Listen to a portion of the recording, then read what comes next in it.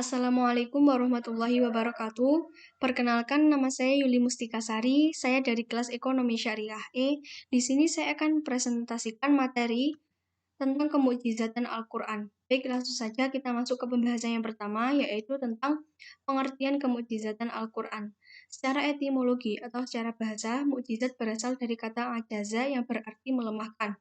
Dan secara terminologi atau secara istilah, mukjizat berarti suatu yang luar biasa yang diperlihatkan Allah melalui para nabi dan rasulnya, sebagai bukti atas kebenaran pengakuan kenabian dan kerasulan. Adapun tujuan dari mukjizat Al-Quran, yang pertama sebagai petunjuk menuju Allah. Tujuan dari mempelajari Al-Quran adalah bahwa Al-Quran adalah cara kita mengenal Allah dan juga petunjuk untuk menuju Allah. Dengan diturunkannya Al-Quran, maka seorang hamba bisa lebih mengenal Allah, mengetahui apa yang diperintahkan dan apa yang dilarang oleh Allah, juga bagaimana cara menjadi hamba yang dicintai oleh Allah. Untuk yang kedua yaitu membentuk pribadi Islami. Dengan memahami tujuan Al-Quran sebagai pembentuk pribadi Muslim, maka setiap Muslim akan terdorong untuk mempelajari Al-Quran lebih dalam. Tidak terbatas hanya sampai pengkajian saja, tapi juga untuk diterapkan dalam kehidupan sehari-hari dan dalam aspek kehidupan. Untuk yang ketiga yaitu membimbing dan memandu manusia. Al-Quran adalah petunjuk dan pembimbing.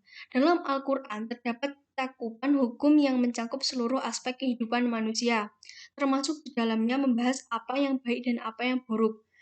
Saat setiap paduan di dalam Al-Quran dijalankan dengan baik, maka tidak akan terjadi benturan kepentingan, kewajiban, hingga benturan ego yang terjadi saat ini.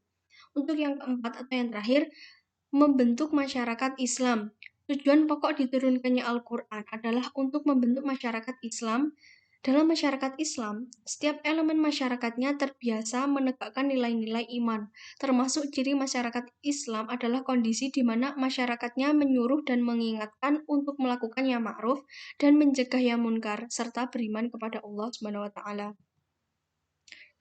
Untuk yang selanjutnya yaitu adapun macam-macam mukjizat. Menurut Profesor Aqil Al-Munawar, mukjizat dapat dibagi menjadi dua bagian. Yang pertama yaitu mukjizat hissi. Ialah yang dapat dilihat oleh mata, didengar oleh telinga, dicium oleh hidung, diraba oleh tangan, dan dirasa oleh lidah. Dan yang paling tegas, dapat dicapai oleh panca indera. Mukjizat ini sengaja ditunjukkan atau diperlihatkan pada manusia biasa, yakni mereka yang tidak biasa menggunakan kecerdasan pikirannya, yang tidak cakap pandangan hatinya, dan yang rendah budi dan perasaannya. Untuk yang kedua yaitu mukjizat maknawi. Ialah mukjizat yang tidak mungkin dapat dicapai dengan kekuatan panca indera, tetapi harus dicapai dengan kekuatan akli atau akal.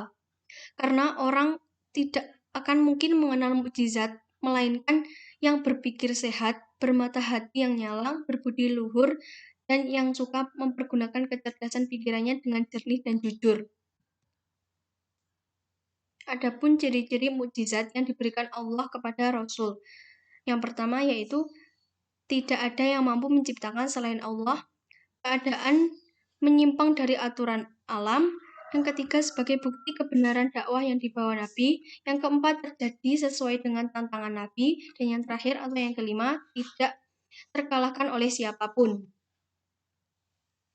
Rasulullah juga pernah meminta orang Arab untuk menandingi Al-Quran dengan melalui dua tahapan. Tahapan yang pertama, menantang mereka dengan seluruh Al-Quran dan uslub yang meliputi orang Arab, manusia, dan jin, dengan tantangan yang mengalahkan kemampuan mereka secara padu. Terdapat dalam firman Allah yang artinya, katakanlah, sesungguhnya jika manusia dan jin berkumpul untuk membuat yang serupa Quran ini, niscaya mereka tidak akan dapat membuat yang serupa dengannya, sekalipun sebagian mereka menjadi pembantu bagi sebagian yang lain. Untuk tahapan yang kedua yaitu menantang mereka dengan 10 surah saja dalam Al-Quran. Terdapat dalam firman Allah yang artinya, ataukah mereka mengatakan, Muhammad telah membuat-buat Quran itu. Katakanlah, jika demikian, maka datangkanlah 10 surah yang dibuat-buat yang menyamainya, dan panggillah orang-orang yang kamu sanggup memanggilnya selain Allah. Jika kamu memang orang-orang yang benar, jika mereka yang kami seru tidak menerima seruan itu, ketahuilah, sesungguhnya Al-Quran itu diturunkan dengan ilmu Allah. Adapun perbedaan kemukjizatan Al-Quran dan mukjizat Nabi sebelumnya. Dalam hubungan dengan kemukjizatan Al-Quran, Al-Quran merupakan kalam Allah yang diwahyukan kepada Rasulullah yang memiliki kekuatan luar biasa dan tidak dapat ditandingi oleh umat manusia untuk membuat seperti Al-Quran, bahkan satu surah sekalipun. Sebab Al-Quran adalah mukjizat yang abadi hingga akhir zaman. Al-Quran berbeda dengan mukjizat-mukjizat sebelumnya, seperti mukjizat yang diturunkan kepada rasul-rasul sebelumnya yang bersifat material indrawi atau hisiah. Hal tersebut disebabkan karena kecenderungan manusia dalam tahap perkembangannya. Layaknya mukjizat yang bersifat indrawi, seperti mukjizat yang diberikan kepada Nabi Musa alaihissalam berupa tongkat yang memiliki kemampuan luar biasa dalam mengalahkan sihir-sihir yang dimunculkan oleh Raja Fir'aun yang mampu membelah lautan untuk menyelamatkan para kaumnya dari penindasan dan pengejaran Raja Fir'aun. Mukjizat Nabi Ibrahim alaihissalam yang tidak terbakar api. Kemudian Nabi Sulaiman alaihissalam yang bisa berbicara dengan hewan dan mempunyai pasukan dari golongan jin. Dan adapun Nabi Isa alaihissalam yang mampu menghidupkan orang yang sudah meninggal. Al-Quran memiliki keistimewaan sendiri, yakni mukjizat yang paling bersejarah atau relevan sepanjang zaman. Seperti yang sudah dikatakan oleh Sayyid Muhammad Alwi Al-Maliki dalam bukunya, salah satu keistimewaan Al-Quran adalah di dalamnya tidak ada pertentangan dan tidak pernah ketinggalan zaman. Hal ini tentu sangat berbeda dengan kitab-kitab besar yang memuat banyak pengetahuan, di mana banyak terjadi pertentangan dan ketidaksesuaian. Adapun pengertian kemujizatan menurut para ahli atau tafsir. Menurut pemikir dari Mesir, Fatimah Ismail, dia mengatakan bahwa kemujizatan Al-Quran berada pada rasionalitas yang dibangun di dalamnya. Artinya, Al-Quran mengajak dan memotivasi manusia agar senantiasa menggunakan akalnya melalui bahasa yang disampaikan oleh Al-Quran. Untuk yang kedua, menurut Abdul Wahab Al-Khalaf berpendapat bahwa aspek kemujizatan Al-Quran berada pada integrasi dan keserasian antara makna, ungkapan, hukum, dan konsep yang disuguhkan oleh Al-Quran. Begitu juga kecocokan dalam ayat Al-Quran yang diungkapkan melalui penemuan ilmiah, mengandung berita-berita yang hakikat dan kebenarannya hanya diketahui oleh Allah. Dan redaksi yang terpilih yang menunjukkan kefasihan Al-Quran dan redaksionalitas yang indah yang mampu menciptakan kekuatan tertentu dan memiliki pengaruh. Dan yang ketiga, menurut pendapat Mahmud Abbas Al-Uqad, aspek kemukjizatan Al-Quran berada pada seluruh ideal moralnya. Hal itu didasari pada falsafah Al-Quran atau keterikatan Al-Quran dalam dogmatis akidah yang diperuntukkan untuk kehidupan manusia sampai kapanpun. Untuk yang terakhir atau yang keempat, menurut Mana Khalil Al-Qotan memberikan pendapatnya mengenai aspek kemukjizatan Al-Quran yang terintisari dari pendapat ulama-ulama sebelumnya.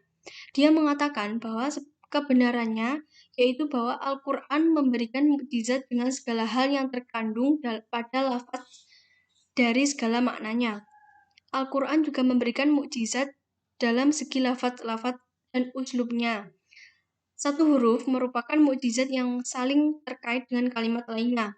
Kalimat memiliki mukjizat dalam keterikatannya pada sebuah jumlah kalimat. Begitu juga jumlah kalimat terkait dengan ayat.